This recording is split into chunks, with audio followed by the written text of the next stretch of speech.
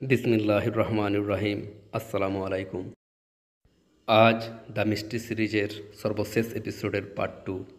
আর যদি আপনি এর পার্ট 1 না দেখে থাকেন তাহলে আগে সেটা অতি অবশ্যই দেখবেন, কারণ আজ আমি আপনাদেরকে কিছু খুবই ইন্টারেস্টিং আর আশ্চর্যজনক জিনিসের কথা বলতে যাচ্ছি। কিন্তু এই সব কিছু আপনি ঠিকমতো তখনই বুঝতে পারবেন যখন আপনার এর পার্ট 1 দেখা থাকবে। আর যদি আপনি অলরেডি সেই পার্ট দেখে থাকেন তাহলে চলুন আমরা শুরু করি আজকের এই এপিসোড। আজ হলো সেই এপিসোড যেটার বিষয়ে আমি বলেছিলাম যে আমি কিছু নাম সজ্ঞানে নেব না, কিন্তু তাদের কথা আমি এমনভাবে বলবো যে আপনারা সাথে সাথেই বুঝে যাবেন যে আমি কার কথা বলছি। অষ্টাদশ শতাব্দীর কথা একজন English writer sir Edward Liton একটা নোভেল লিখেছিলেন, দ্য কামিং রেস, অর্থাৎ আগামীর জাতি। এই নোভেলে এডওয়ার্ড এমন এক জাতির উল্লেখ করেছিলেন যে যাদের হাতের নাগালে চলে এসেছিল কোনো এক বিশেষ প্রকারের এনার্জি বা দক্ষতাকে কাজে লাগানোর সিক্রেটস, আর সেই এনার্জির নাম হলো উড়েল। এখন উড়েলের শক্তিকে কাজে লাগিয়ে সেই জাতি এক মাস্টার রেসে পরিণত হয়ে যায়, অর্থাৎ সেই জাতি যারা নিজেদের টেকনোলজিতে, নিজেদের ক্ষমতা ও শক্তিতে দুনিয়ার বাকি সমস্ত জাতির ওপর রাজ করতে থাকে। এখন বলতে গেলে তো এটা শুধুমাত্র একটা নোভেল, কিন্তু এই নোভেলের রাইটার এডওয়ার্ড লিটন হলেন সেই একই ব্যক্তি যিনি বলেছিলেন যে কলমের শক্তি তলোয়ারের শক্তির থেকে বেশি হয়ে থাকে। আর এডওয়ার্ডের এই নোভেল তার নিজেরই এই কথার এক খণ্ডনে পরিণত হলো, কারণ এডওয়ার্ডের এই নোভেল থেকেই জন্ম নিল এক আইডিয়া, এক সুপিরিয়র জাতির আইডিয়া, যে কিছু জ্ঞান আর শক্তি এমন হয়ে থাকে যেগুলোকে হাসিল করার পর যে কোনো জাতি অথবা কোনো কওম দুনিয়ার বাকি সব জাতির ওপর রাজ করতে পারে। এই নোভেল কিছু মানুষের জীবনে এত গভীর প্রভাব ফেলল যে অষ্টাদশ শতাব্দীর জার্মানিতে রীতিমতো এক গ্রুপ অস্তিত্বে এলো যার মেম্বার্সগণ এটাকে দ্য ভ্রিল সোসাইটি বলতো। এই গ্রুপের বেশিরভাগ সদস্য হতো শুধুমাত্র মহিলা, যারা কখনোই নিজেদের মাথার চুল কাটতো না। আর এই গ্রুপের একজন লিড মেম্বার ছিল, নাম মারিয়া অর্সিক, সম্ভবত গ্রুপের সবচেয়ে বেশি সুন্দরী আর সবচেয়ে বুদ্ধিমতী মহিলা, যে এ কথাটা বিশ্বাস করত যে দুনিয়ার ওপর শাসন করার অধিকার একমাত্র একটা জাতির আছে, এমন এক জাতি যে যাদের মাথার চুল হবে সূর্যের মতো সোনালি, যাদের গায়ের রং হবে বরফের মতো সাদা, আর যাদের চোখ হবে সমুদ্রের মতো নীল, অর্থাৎ কমন ল্যাঙ্গুয়েজে আর্য জাতি, যারা ভ্রিলের শক্তিকে কাজে লাগানো শিখে গিয়েছে। আর এখানেই আসছে এই কাহিনীর এক খুবই ইন্টারেস্টিং টুইস্ট। ভ্রিল সোসাইটি তৈরি হওয়ার পর তখনও খুব বেশি একটা সময় অতিবাহিত হয়নি, তখন জার্মানিতে আরও একজন ব্যক্তি সামনে চলে এলো যে কোথাও না কোথাও মারিয়ার দৃষ্টিভঙ্গিতে খুব বেশি ইন্সপায়ার্ড ছিল। সেই ব্যক্তির নাম ছিল অ্যাডলফ হিটলার। অ্যাডলফের ভ্রিলের মতো কোনো এক প্রাচীন আর রহস্যময় শক্তিকে খুঁজে বের করার ছিল এক পাগল পাড়া আবেগ। সে ছিল অকাল্ট নলেজে খুবই বেশি অবসেসড। আর হয়তো আপনারা আমার কথা বিশ্বাস করতে পারবেন না, কিন্তু এ কথা সত্য যে অ্যাডলফ আন্তরিকভাবে বিশ্বাস করত যে কোনো এক জমানায় নর্থ পোল, অর্থাৎ জমে থাকা উত্তর মেরুতে প্রাচীন জ্ঞানের অধিকারী এক জাতি বসবাস করত, যারা মেডিসিন, এলিমেন্টস আর যুদ্ধবিদ্যায় খুব বেশি অ্যাডভান্সড হয়ে গিয়েছিল।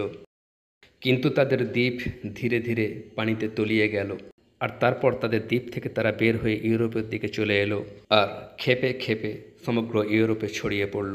আর তাদের মধ্য হতেই পরবর্তীতে এক জাতির উদ্ভব হলো, যাদেরকে আজ আমরা আর্য বলি।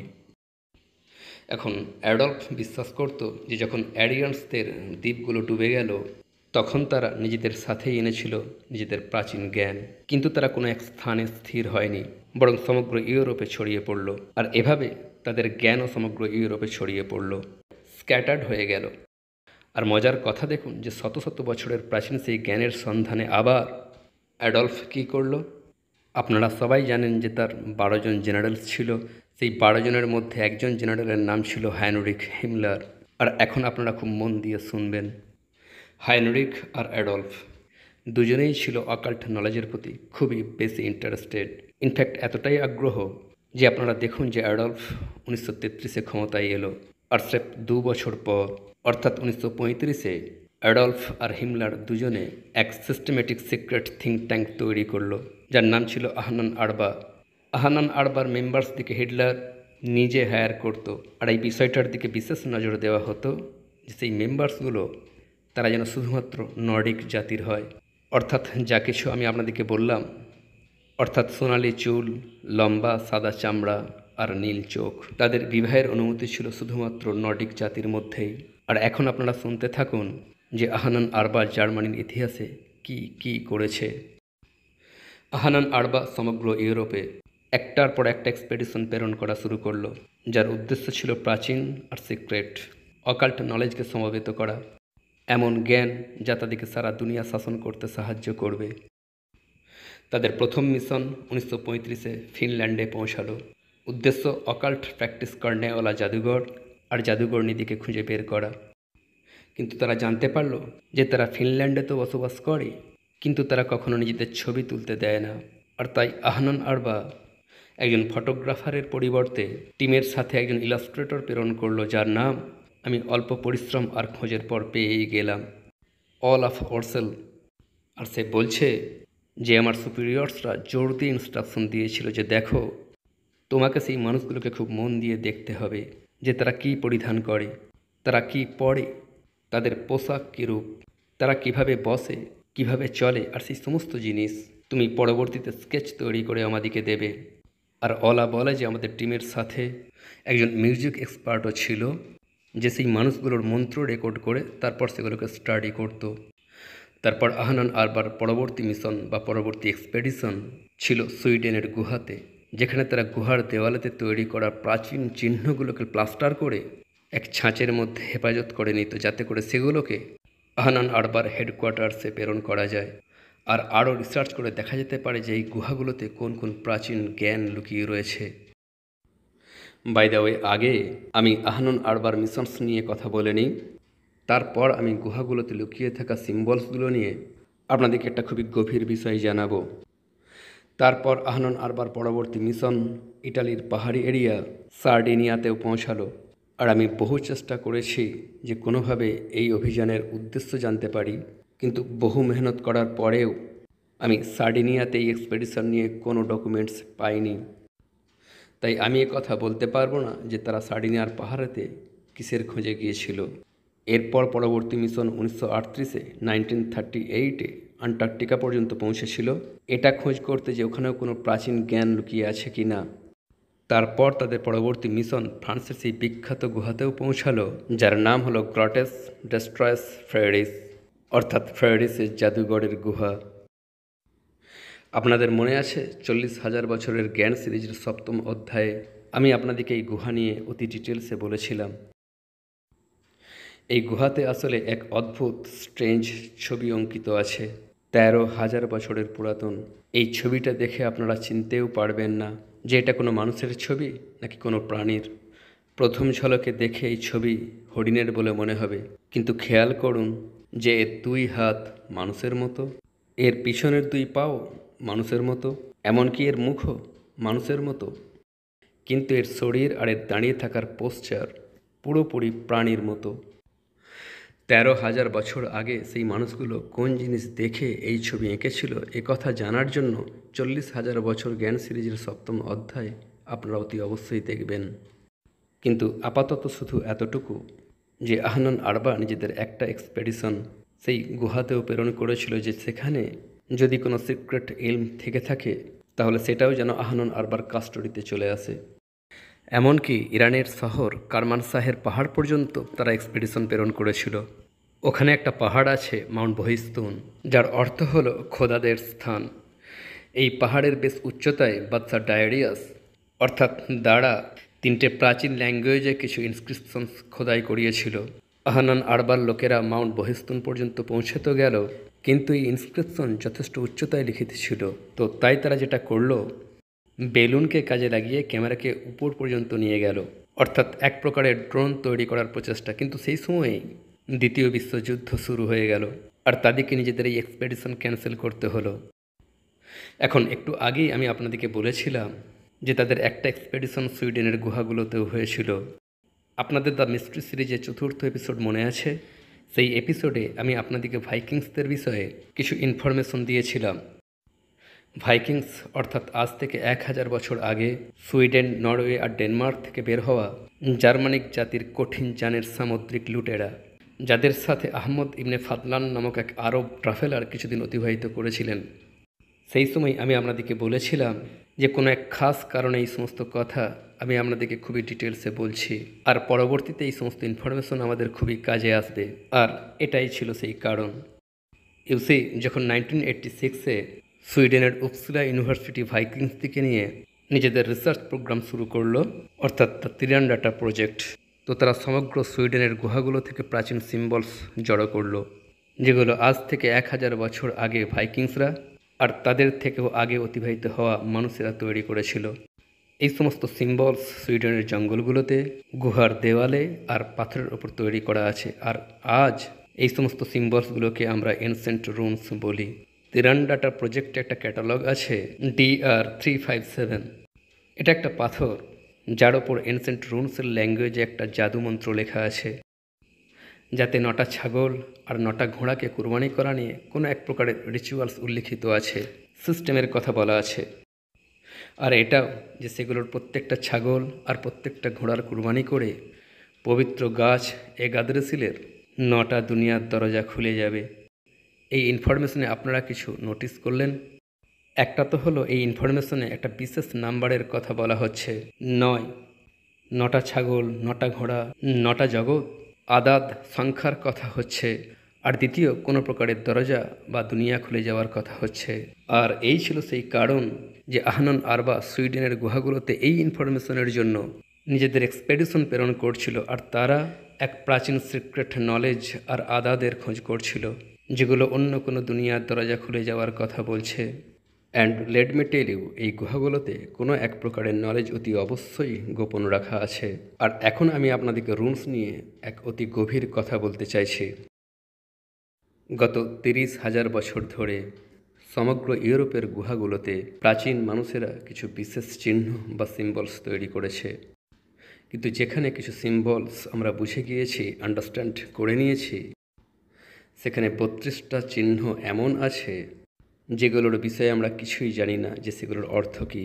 কিন্তু সেই 32টা সিম্বলস গত 30,000 বছর ধরে বারবার আর একে অপরের থেকে শত শত মাইলস দূরে দেখতে পাওয়া যায়। এই 32টা সিম্বলসের মধ্যে জিগজ্যাগা রয়েছে, আর স্পাইরালসও রয়েছে, ট্রায়াঙ্গেলসও আছে, ডটসও আছে। কিন্তু যদি এই সিম্বলস বারবার তৈরি করা হয়ে থাকে, তাহলে তার অর্থ কী হতে পারে? তার অর্থ হলো এটা যে এই সমস্ত সিম্বলস তার প্রস্তুতকারীদের জন্য কিছু না কিছু অর্থ তো অতি অবশ্যই বহন করত।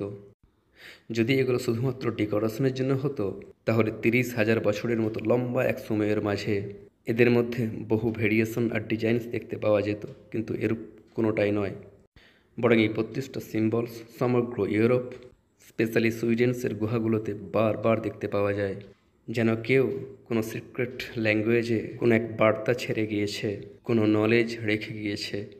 আর এই নলেজের খোঁজে আহনন আরবা সুইডেন্সে নিজেদের মিশনস বারবার প্রেরণ করছিল।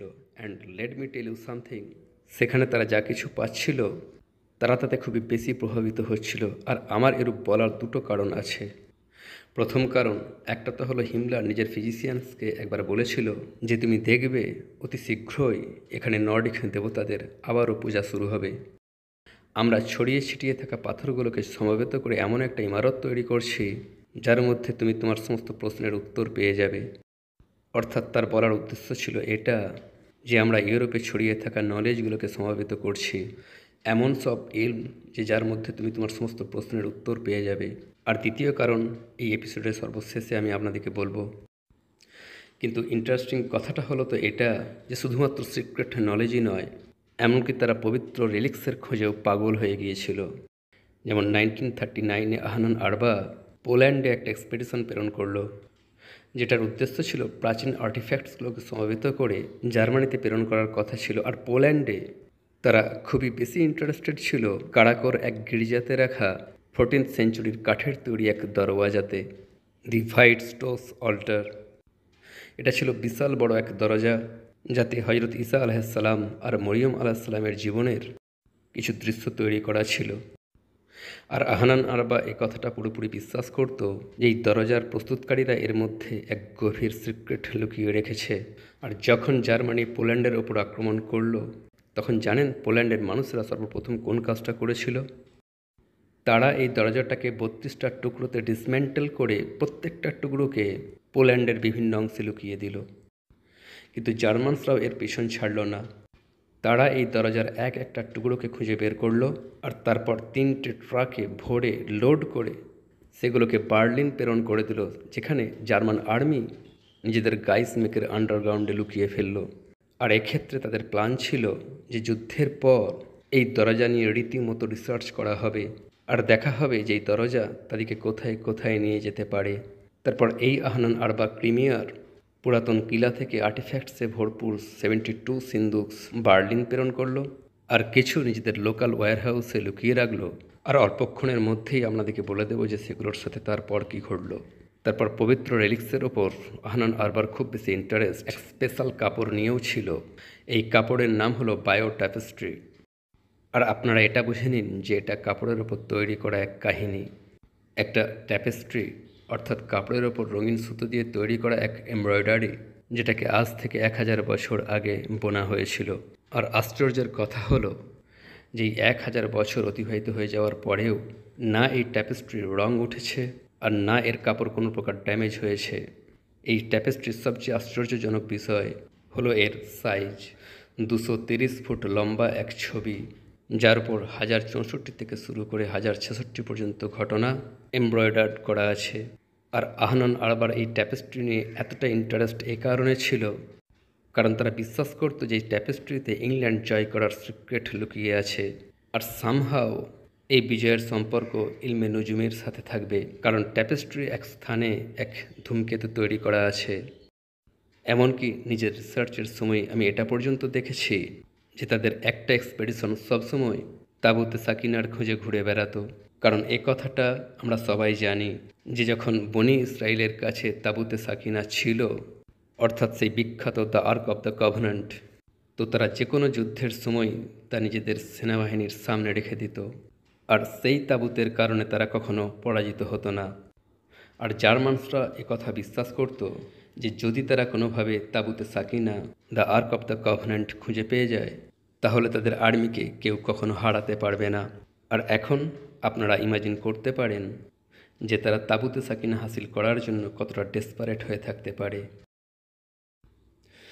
এই সমস্ত কথা শুনে হয়তো আপনাদের এমনটা মনে হবে যে আমি যেন কোনো হলিউড মুভির কাহিনী শোনাচ্ছি, কিন্তু না, এসব কিছু সত্য আর ইতিহাসে রেকর্ডেড।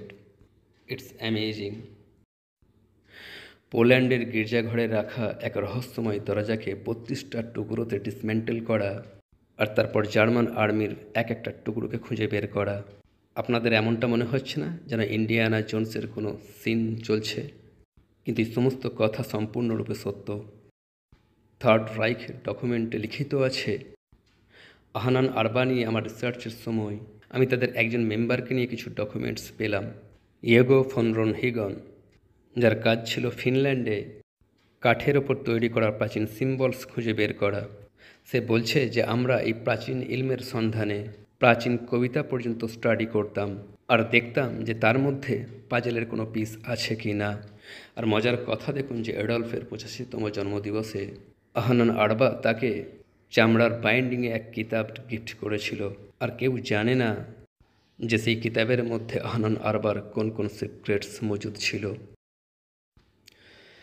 ওকে, এখন এই সমস্ত এক্সপেডিশনসের পর আহনান আরবা শেষ পর্যন্ত কী পেয়েছিল?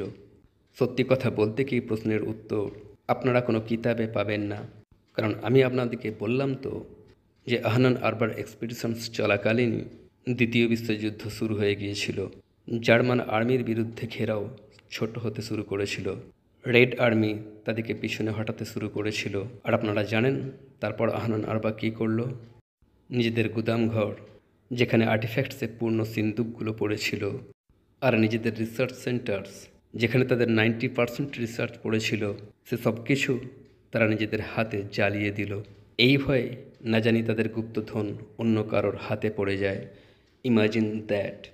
বরং আমরা কি আদেও ইমাজিন করতে পারবো যে সেগুলো কতটা আশ্চর্যজনক নলেজ হয়ে থাকতে পারে, যেগুলো তারা নিজেদের হাতে জ্বালিয়ে দিল। আর তারা তো তখন শুধুমাত্র সেই জ্ঞানের অতি অল্প অংশই কাজে লাগাতে সক্ষম হয়েছিল। কিন্তু আপনারা দেখুন যে এই অতি অল্প অংশতেই তারা কত কিছুই না অ্যাচিভ করে নিয়েছিল। আমি আপনাদেরকে শুধুমাত্র একটা এক্সাম্পল দেব। জার্মান আর্মি এই প্রাচীন নলেজকে কাজে লাগিয়ে সমরাস্ত্রের এক বিশাল বড় এলিট সিরিজ তৈরি করা শুরু করেছিল। এমন এক এলিট ক্লাস যেটাকে তারা ওয়াফন বলতো। ওয়াফে অর্থাৎ ওয়ান্ডার ওয়েপন্স, তুলনাহীন হাতিয়ার, অবাক করে দেওয়ার মতো হাতিয়ার। আর এই সিরিজের একটা রকেট ছিল V2, মানব ইতিহাসের প্রথম রকেট। যে রকেট এতটা পাওয়ারফুল ছিল যে ইতিহাসে প্রথমবার সেই রকেট কারম্যান লাইন ক্রস করলো। কারম্যান লাইন অর্থাৎ আসমানের সেই সীমা যেখান থেকে আমাদের আকাশ শেষ হয়ে যায় আর মহাকাশের সীমা শুরু হয়। আজও আপনারা দেখবেন যে জার্মান টেকনোলজির দুনিয়াতে কোনো প্রতিদ্বন্দ্বিতা নেই। আর কোথাও না কোথাও এর পিছনে রয়েছে সেই একই স্টাডিজ যা আহনান আরবা আজ থেকে 88 বছর আগে করেছিল। হিস্টোরিয়ানসরা বলে যে এটা একটা সিক্রেট রাজ, যে জার্মান টেকনোলজি এত দ্রুত নিজ সময়ের থেকে বহু আগে কিভাবে চলে গেল। কিন্তু আমার মনে হয় না যেটা কোনো আর সিক্রেট রয়েছে। আর আমেরিকানসরা এই কথা জানতো।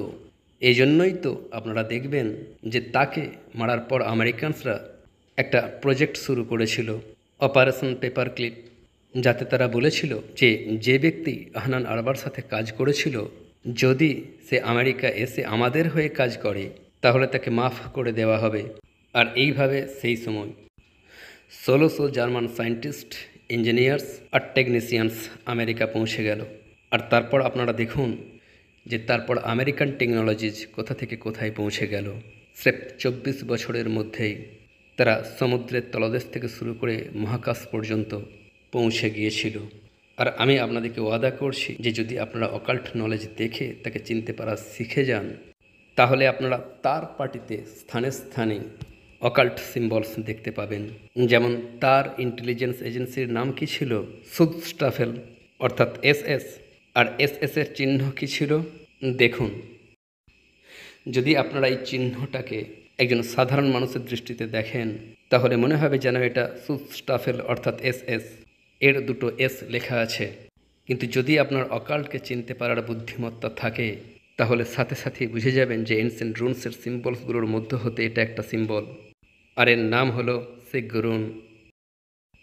এই সিম্বল সেই রুনসগুলোর মধ্যে একটা যেগুলোকে আর্য জাতির প্রাচীন পূজারী বাদশারা সিক্রেট নলেজ লেখার জন্য ডেভেলপ করেছিল। আর রিসার্চের ল্যাঙ্গুয়েজে এটাকে আরমানন রুনস বলে। এখন আমি আপনাদেরকে একটা খুব মজার কথা বলি, তবে খুব মন দিয়ে শুনবেন। যে সেই পূজারী বাদশাদের এই ল্যাঙ্গুয়েজ হাজারো বছরের ব্যবধানের মাঝে এক্সটিংক্ট হয়ে গিয়েছিল, হারিয়ে গিয়েছিল। কিন্তু অ্যাডলফের সাথেই অস্ট্রিয়াতে অকাল্টের এক বিশেষজ্ঞ থাকত, গুইডো ফন লিস্ট। এই ব্যক্তি নিজের অকাল্ট ইবাদত বা আমল করার সময় হঠাৎ করেই 11 মাসের জন্য অন্ধ হয়ে গেল। আর এই অন্ধত্বের সময় সে বারবার স্বপ্নে হাজার হাজার বছরের প্রাচীন রুনস দেখতে পাচ্ছিল, যেগুলোকে সে মুখস্থ করে নিল। আর যখন 11 মাস পর তার দৃষ্টি ফিরে এলো তো সে অতি দ্রুত 18টা সিম্বলস তৈরি করে দিল, যে এই হলো সেই প্রাচীন রুনস যেগুলোর মধ্যে সেই সিক্রেট নলেজ লিখিত আছে।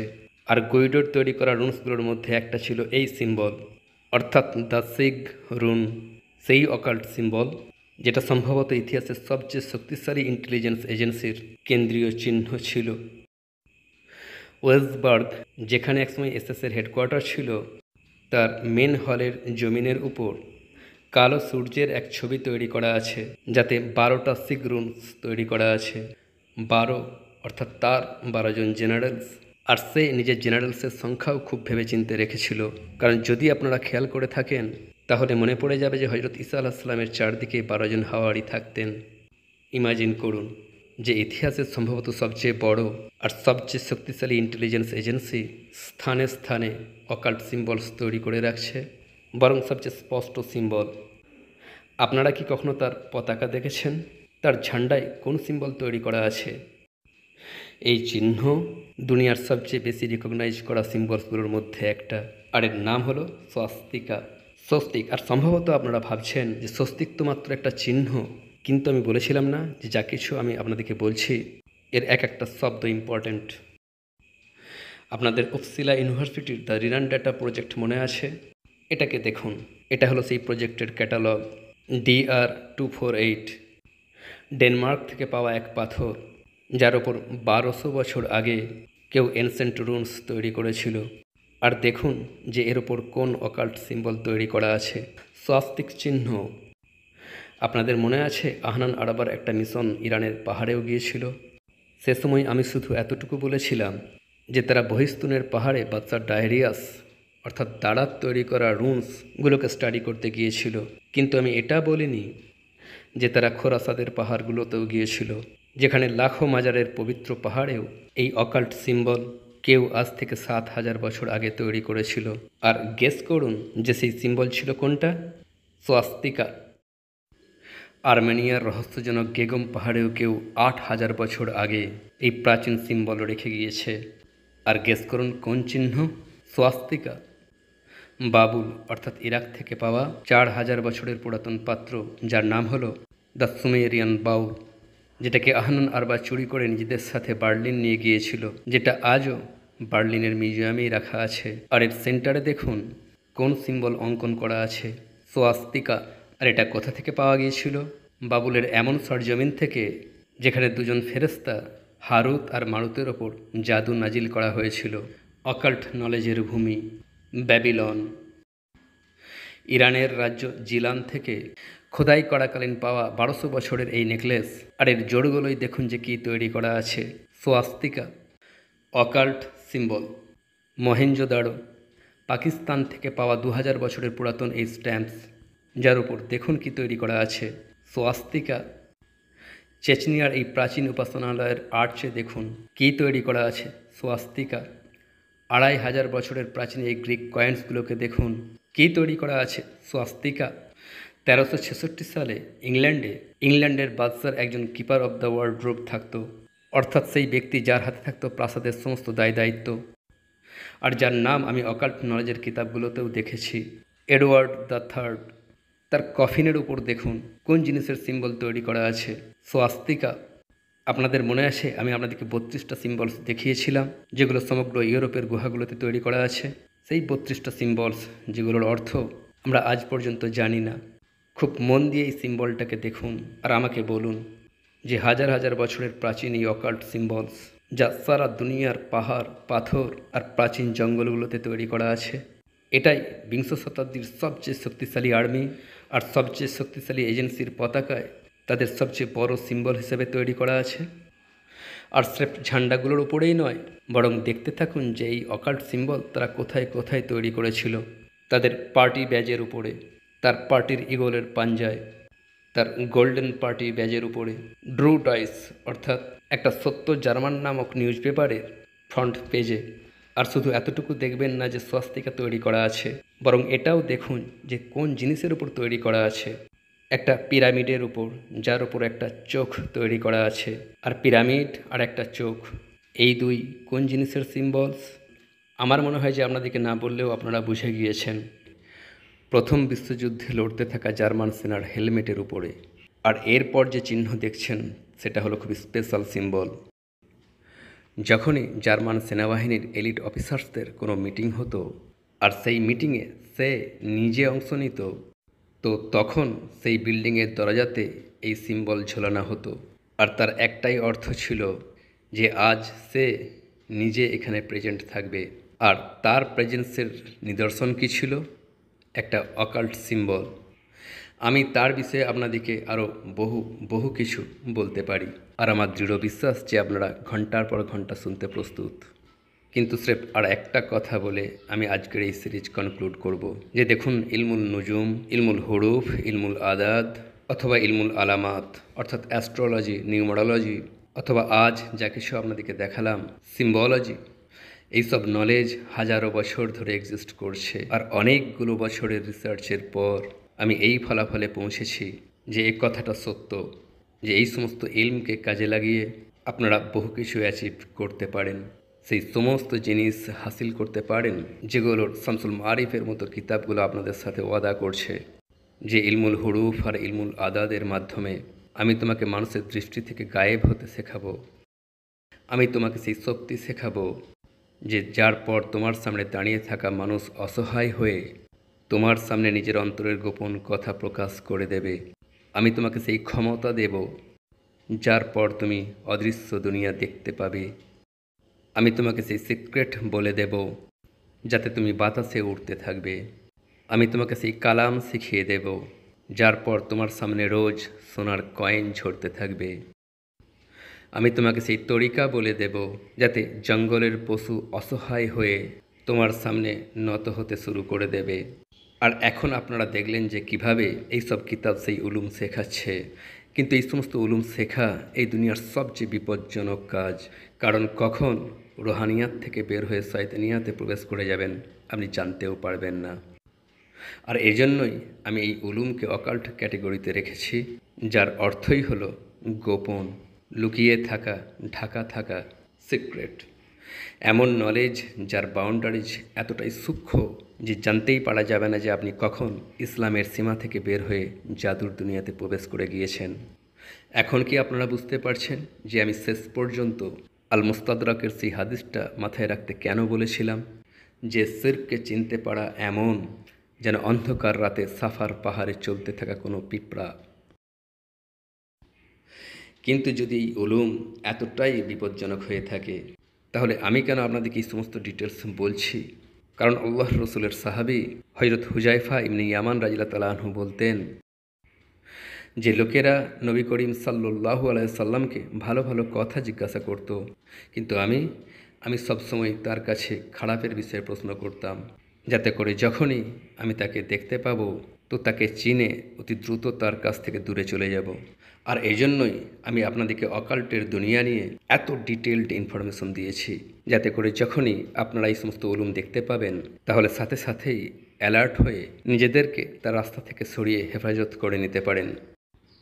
কিন্তু একটা কথা বলি যে এই সমস্ত রিসার্চ ওয়ার্ক, এই সমস্ত ইনফরমেশন, এগুলো আমি কোনো শর্টকাটে হাসিল করিনি, বরং এটা হলো আমাকে দেওয়া আল্লাহর সেই ইলম যার পিছনে আমার অনেকগুলো বছরের মেহনত আর প্রচেষ্টা লুকিয়ে আছে। আর এগুলো আপনাদের সাথে বিনামূল্যে শেয়ার করার উদ্দেশ্য স্রেফ এতটুকু, যাতে করে আপনারা সর্বোত্তম মানুষের দলভুক্ত হয়ে যেতে পারেন। আর যদি আপনাদের কাছে আমার এই পরিশ্রমের কোনো মূল্য থাকে তাহলে আমার জন্য, আমার পিতামাতার জন্য, আমার ভাই বোন আর আমার পরিবারের জন্য একবার অন্তর থেকে দোয়া করে দেবেন। শুকরিয়া আর আল্লাহ হাফেজ।